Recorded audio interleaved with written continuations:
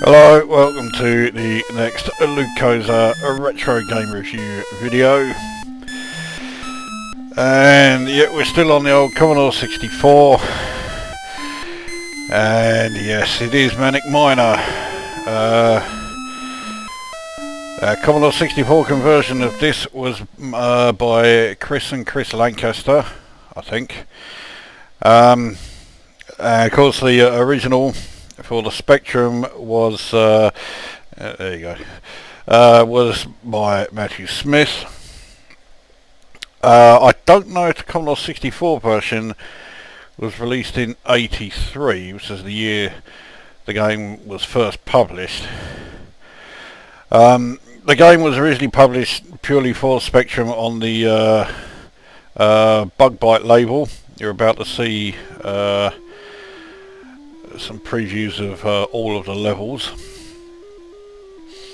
but it was later re-released by Software Projects, and the re-release version included conversions for just about every home computer going at the time. So I mean, you surely do not need me to explain what Manic Miner is all about. Basically you have to guide your character through each level, collecting the various, well, originally they're keys, but later on they seem to change.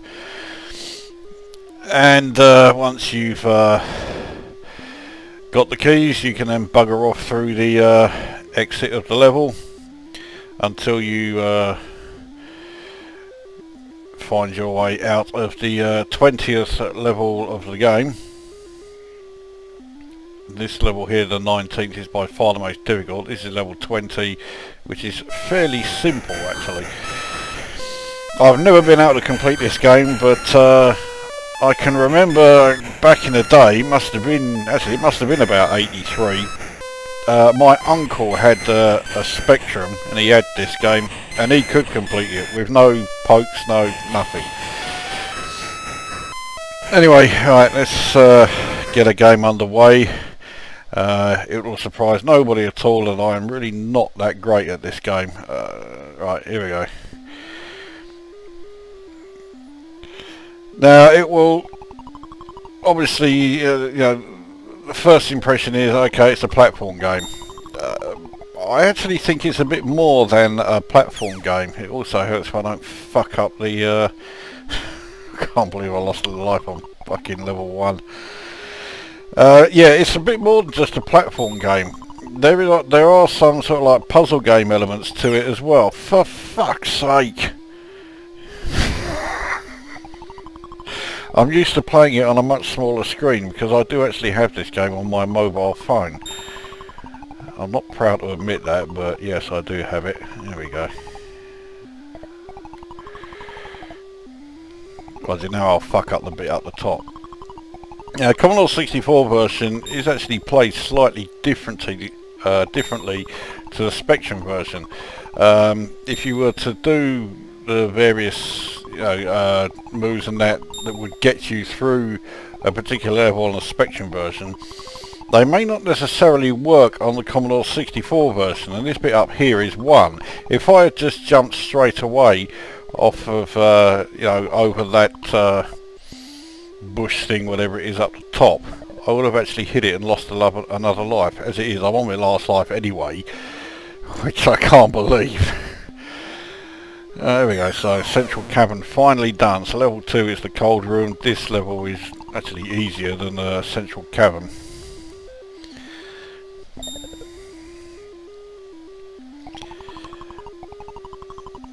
Graphically, this is more or less identical to the Spectrum version. About the only difference is that the border around it is a lot bigger. I thought I'd fucked that up. Indeed, it is so much bigger that it makes the playing area look a bit small. We go into level 3, the menagerie. I seem to recall this one's not that difficult either. That's not to say that this is an easy game. It was rather infamous for being extremely frustrating, which it most certainly was. It was a unbelievably frustrating game, and I fucked this right up.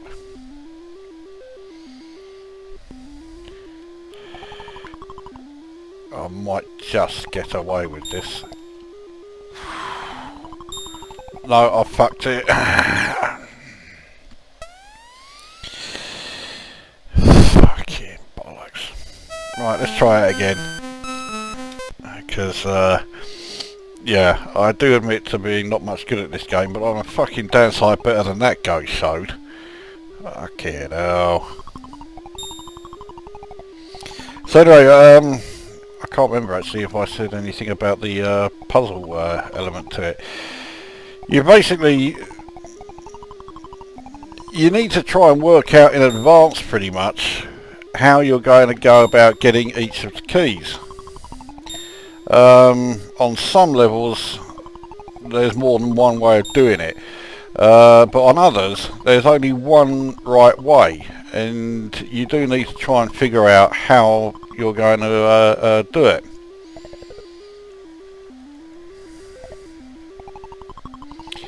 There we go, that's better. This time I completed it without losing a life.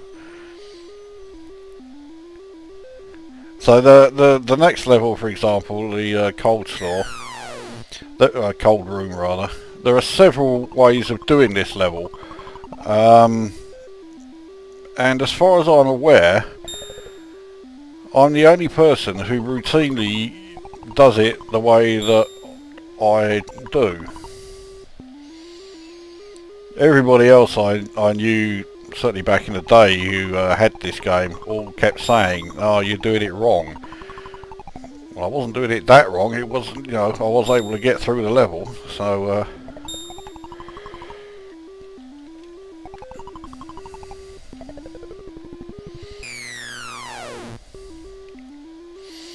so here we are back at the menagerie, but this time I've got 3 attempts at it. You do get extra lives. I can't remember how much you have to score to get an extra life. I think it's every 10,000.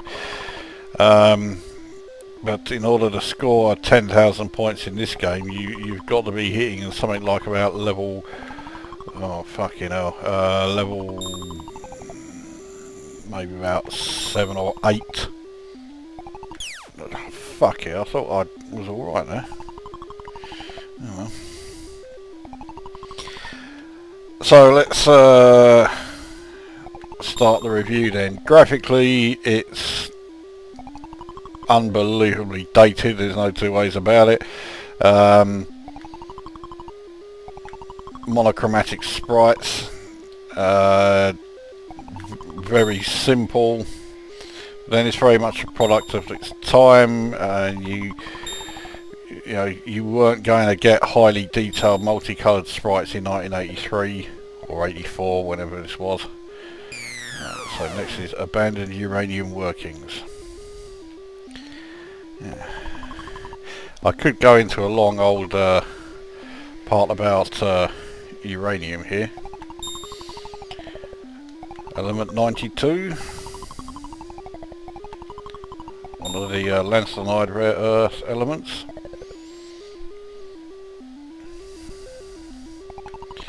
The last element on the periodic table that is found naturally or anywhere on the planet. Yeah, I think I've made my point. Anyway, so yeah, graphically it's very much a product of its time. They're not that great. Fuck it, I didn't mean to do that. Oh well. I can't fucking remember where to go from here now.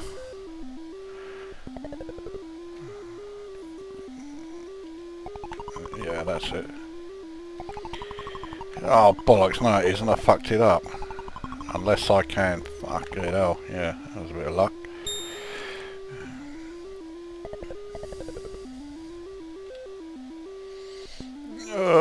What way now? Oh, that way, yeah.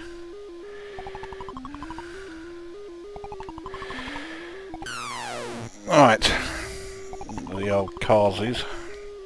This level is a bit of a cunt because old Eugene in the middle there, when you get the last key, he starts to flash, and he'll drop down on top of the exit where he will stay.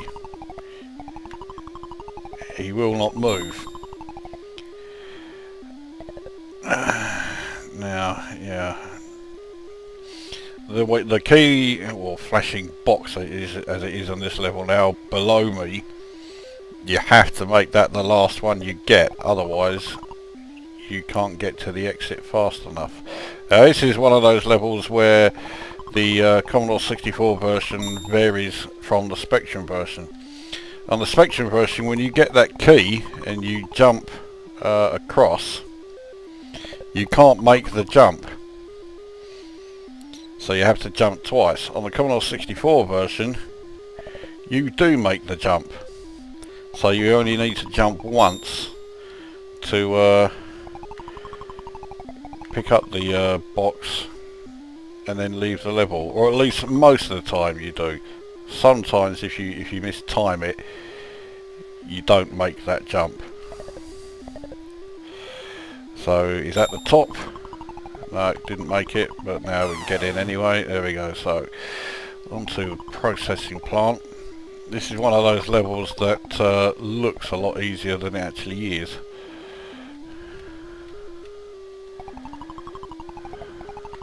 Ah, fucked it. Back in the day, if I could get to this level, then I was considering myself doing well.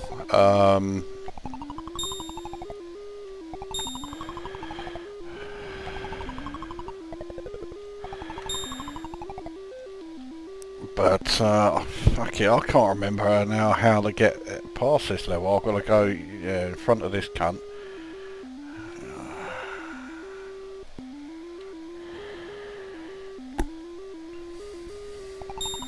Oh, that was fucking close.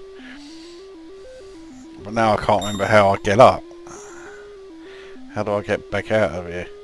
I think after this level is the vat.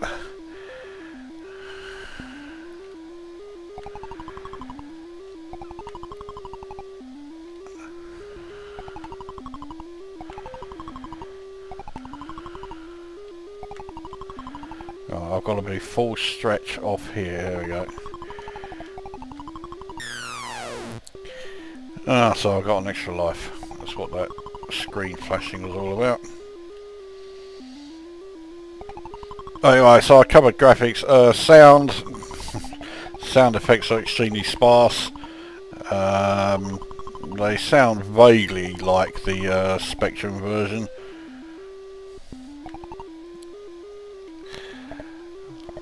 I mean vaguely.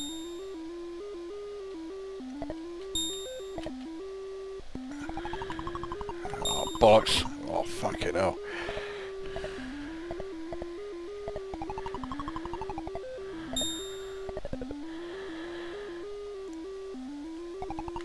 There we go, got through there. The tune does get on your tits very quickly, but it's been so long since I did this level, I can't remember. Yeah, I can't remember how to get through it, which is just as well because I just fucked that up big time. So there you go. So that is Manic Miner. Yeah, the audio is not that fucking great. I mean, this tune on the title page, well, I say tune, it is barely in tune. And the sound effects within the game are all completely forgettable. And the gameplay, well, it's very simple. Fuck it, I'll start another one. No, I won't. I've had enough. It's very simple, and I remember it being unbelievably frustrating, which amazingly was considered part of its appeal. Fuck knows why. And that's one of the reasons why this game became an absolute classic when it was released. and again, I just can't see why it's considered a classic. I just don't find it particularly interesting. It's not the worst game I played, but yeah, it doesn't deserve classic status by any stretch. So I score it 5 out of 10. It's an okay game to, you know, play for,